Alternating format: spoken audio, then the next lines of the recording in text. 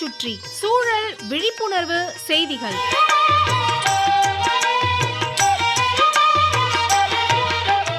அன்புள்ளம் கொண்ட சிதம்பரநாதன் சார் அவர்களுக்கு உங்கள் மாணிக்கம் எழுதும் மடல். நலம் நலமறிய ஆவல். வெயில் காலம் என்பது நமக்கு மட்டும்தானா? எல்லா உயிரினங்களுக்கும் தான். அதிக வெப்பநிலை காரணமா ஆடு மாடுகளை வெயில் நேரத்துல மேய்ச்சலுக்கு விடக்கூடாதும்பாங்க. பெரும்பாலும் கொட்டில்ல கட்டி வச்சு தீவனம் போடணும். காலை நேரம் மாலை நேரம் இந்த 2 வேளைகள்ல மட்டும் வெளியே மேய விடலாம். கூடுதலான வெப்பம் காரணமா பாம்புகள் குளிர்ந்த இடங்களை தேடும். நீண்ட நேரம் ஜன்னல்களை திறந்து வைக்க கூடாது. நாகப்பாம்பு மற்றும் சில பாம்பு இனங்கள் மிக உயர்ந்த உயரத்தையும் எட்டும். மாலை வேளைகளில் வீட்டின் முன் பின் கதவுகளை திறந்து வைப்பதை தவிர்க்கணும்.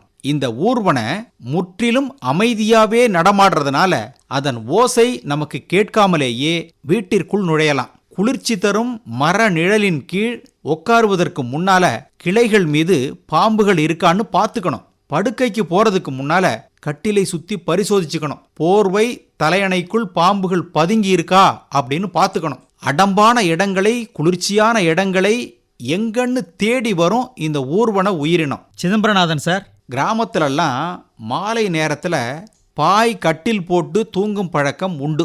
இந்த காலகட்டத்தில் கொஞ்சம் எச்சரிக்கையாக இருக்கணும். பாம்பு மட்டுமல்ல, பூரா, தேள், நட்டுவாக்கிலி போன்ற விஷ ஜந்துக்களும் இரவில் நடமாடும்.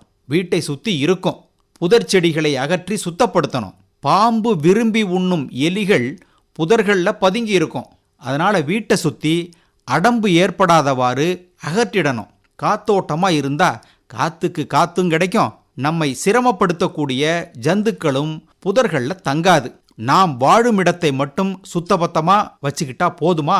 நம்மூரில் இருக்கும் ஏரி, குளங்கள், ஆறு, கால்வாய் போன்றவற்றையும் தூர்வாரி சுத்தம் பண்ணணும். அதற்கு இந்த கோடை காலம் சரியான நேரம். மழையின் புலம்பல் பாருங்க. எனக்கான இடம் ஏரிகளும் குளங்களும். இன்று எதுவென்று தேடுகிறேன். தூர்வாராமல் துண்டு துண்டாக பிரித்து கொண்டு வெள்ளமாக வந்த என்னை வெளியே செல் என்கிறீர். ஏ மனிதனே, உன் ஆக்கிரமிப்பிற்கு அளவே இல்லையா?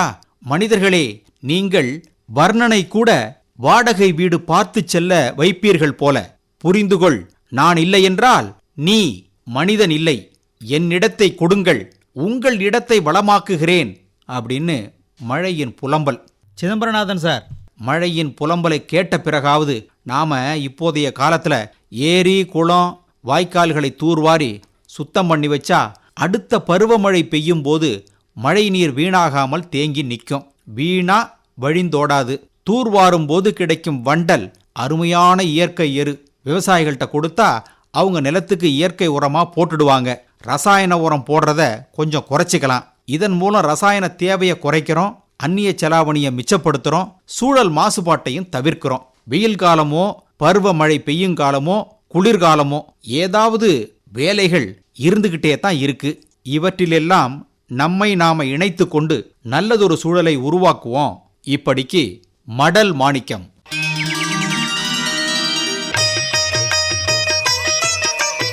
நம்மை சுற்றி சூழல் விழிப்புணர்வு செய்திகள் கேட்டீர்கள்.